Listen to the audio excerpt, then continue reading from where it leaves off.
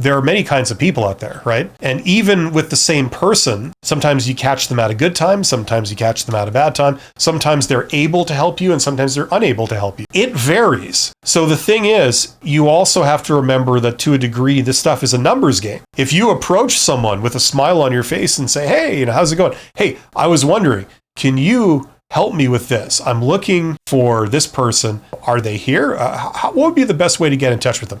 Something like that. Now, maybe I go up and I do it to one person, some receptionist, and they go, sure, not a problem. Yeah, listen, they're right here. They do work in this building. Unfortunately, they're not in their office right now. I think they might be gone to lunch or something, but I can page them after lunch, or I could call them to the front desk if would that be what you're looking for? So you get a good result. Other times you go to somebody else. They just happen to be a jerk/psychopath, which is a wonderful combination, and you caught them on a bad day, right? And before you even said hi, and then they bitch your head off already. It's like, who the hell are you? Can't you see that we're closed? Get the hell out of here, God, these people. You know what I'm saying? It has nothing to do with like, oh no, I used the wrong approach.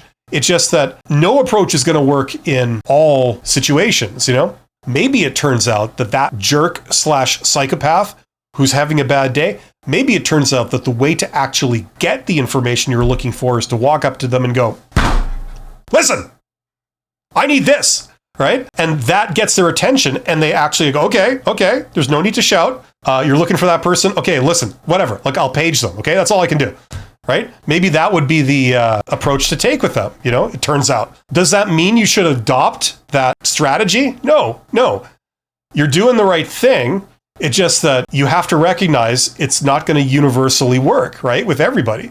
So don't just look at one data point and then derive like a whole conclusion from it.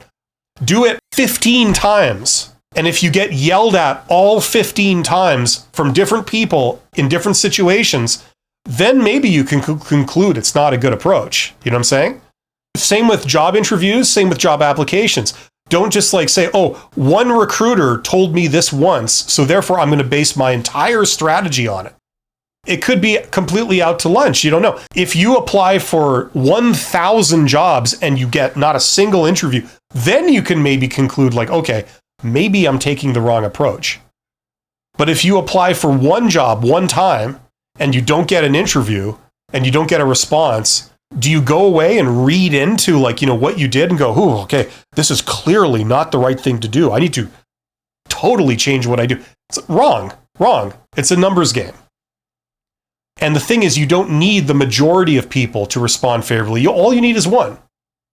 That's why one of the annoying things on my channel is that I give a recommendation and I'll always get a comment from some person that says, well, when I was asked that question, I told them to F off and I got the job, And it's like, yeah, I know you're an idiot. And that's not an endorsement. You shouldn't tell the interviewer to F off if that's what you're suggesting. I'm glad that it worked out for you. I shudder to think where you're employed, if that kind of worked with these people. But no, that's not a recommendation. That's not a good recommendation. You know what I'm saying? Everything works some of the time and everything doesn't work some of the time. So remember that. Alpi Pal says, you are spot on. Thanks for your insight. Well, thank you, Alpi Pal. I'm glad it's helpful. Grace OC says, how do we become less sensitive to rude people? Sometimes it feels super personal. Get a bat, carry it with you, write their name down the side, and just stroke it ever so sensually when they're nearby and they can see you. That usually helps. Jeff Daoni says, a crying emoji. Never be intimidated by people that yell at you.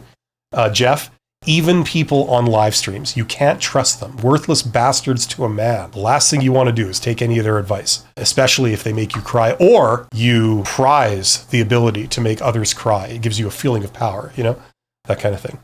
Okay, so thank you for being here. I'm going to be back in about 20 minutes, actually. So if you have more questions, come back in 20 minutes. I'll be doing a different live stream on this same channel. It's called Honest HR Nitrous, where we really get into the nitty-gritty of stuff. And if you want to go deeper with me and learn about how to get hired and a bunch of stuff, check out that course, okay? Link in the description. And if you're not really looking for a job, but you're looking to further your career, check out that course. That teaches communication skills. So if you're wanting to improve your communication skills, knowing what to say in different situations and how to communicate it so people regard you as like, oh, this is a highly professional person with a lot of potential, check out that course. All linked in the description. Thanks, everyone. I will see you soon. Take care.